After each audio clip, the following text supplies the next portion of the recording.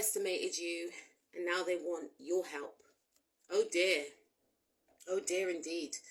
I feel as if, it could be up to 10 people that done this to you, right? But there were individuals who turned their back on you at a time when you really needed their help, when you really needed support, when you really needed advice or, help in regards to advancing in your career somehow, support because you were in need, whatever the case is.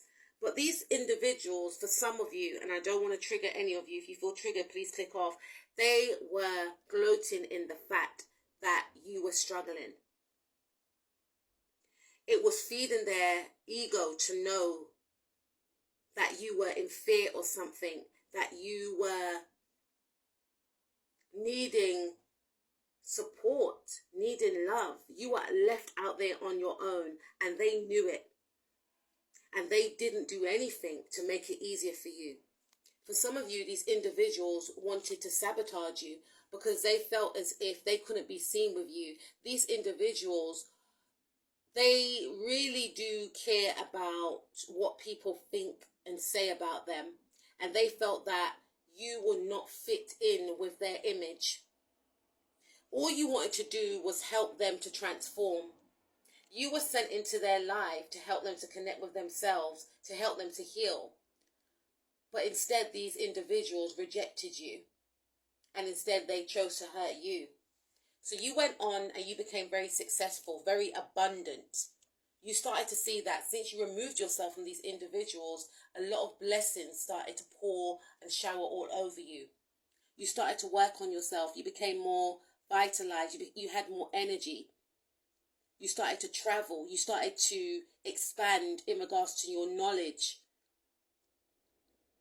And now these people want to reconnect with you. I'm hearing some of them could be gaslighting you. I've been there for you since day one. I've known you since you were little. I'm your father. I'm your family member. Oh, we're family. We're family now. These individuals only want to connect with you because of who you are or who you have become. And it was because of their treatment towards you, it led you to your purpose. Now they want to hold on to you, addicted to your energy, wanting to learn from you. When in the past, when you're trying to give them support, they were turning you down. They see you as somebody that has so much value, so much wisdom. But it's too late. For some of you, this person was an ex-partner. They refused to give you the commitment that you deserved.